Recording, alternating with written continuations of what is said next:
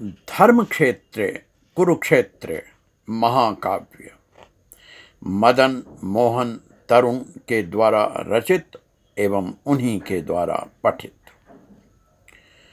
अश्वत्थामा का प्रतिशोध, भाग 46।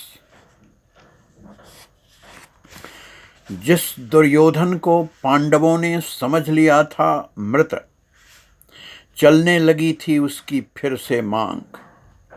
पांडवों के जाने के बाद पहुंचे जब कृतवर्मा कृपाचार्य अश्वत्थामा दुर्योधन के पास, देखा उन्होंने बुरी तरह आहत भूमि पर पड़ा है धृतराष्ट्र कुमार।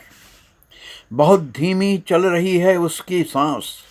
उन लोगों ने किया उसके मुख पर जल का छिड़काव। तब दुर्योधन खुलकर लेने लगा सांस।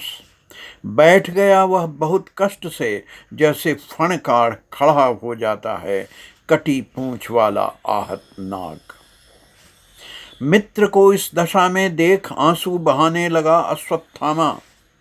इसी दुर्योधन ने दिया था उसे जीवन में सबसे अधिक सम्मान। आज वह समय है जब चुकाना होगा उसे प्रतिदान। मित्र, आज की है पांडवों ने तुम्हारी यह दुर्दशा। भूमि पर पड़े हो तुम असहाय की भांति। इन्हीं पांडवों में से पाखंडी सत्यभाषी युधिष्ठिर ने की थी युद्ध भूमि में मेरे मरने की झूठी घोषणा। जिसके बाद नहीं उठा पाए थे मेरे पिता सर्वजयी द्रोणाचार्य अपना धनुष, और हर लिए थे इन्हीं पांडवों ने इनके प्राण। बहुत दिनों से प्रतीक्षा थी मुझे इस प्रतिशोध की। आज आ गया है वह प्रतीक्षित काल। प्रतिशोध की ज्वाला में धधकते हुए अश्वत्थामा ने प्रतिज्ञा की, हरूंगा मैं पांडवों के प्राण, करूंगा मैं उनका सर्वनाश। सुनकर संतुष्ट हुआ दुर्योधन। उसने किया अश्वत्थामा को कौरवों का सेनापति नियुक्त। बहुत देर तक बैठे रहे सब दुर्योधन के पास, फिर निकल गए गहन जंगल की ओर, जिसके पास ही था पांडवों का पड़ाव। थके कृपाचार्य और कृतवर्मा सो गए भूमि पर, किंतु अश्वत्थामा सोचता रहा पांडवों के मारने का उपाय। सोचा उसने संभव नहीं आमने सामने करना महाबली पांडवों का सामना। करना होगा उसे कोई और ही उपाय। तभी उसने देखा विशाल कौओं का परिवार सोया था गहरी नींद में सामने के वृक्ष पर।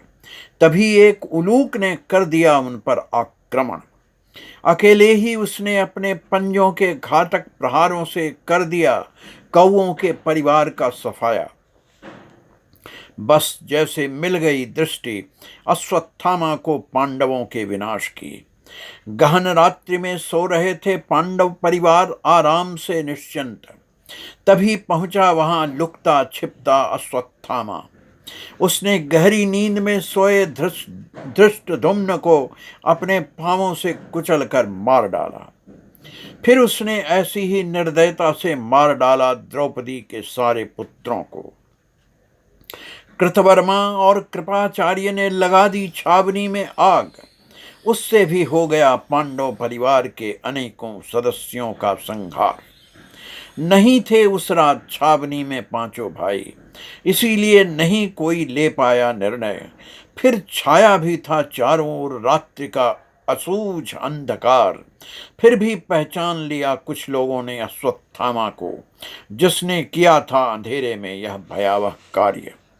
अश्वत्थामा रात के अंधेरे में ही निकल भागा वहां से। पहुंचे तीनों दुर्योधन के पास। अब भी चल रही थी दुर्योधन की मंद मंद सांसें। जैसे ही अश्वत्थामा ने दी उसे सूचना पांडवों के विनाश की, संतुष्ट दुर्योधन ने प्रकट किया अपना आभार और उसके छूट गए उसी पल प्राण।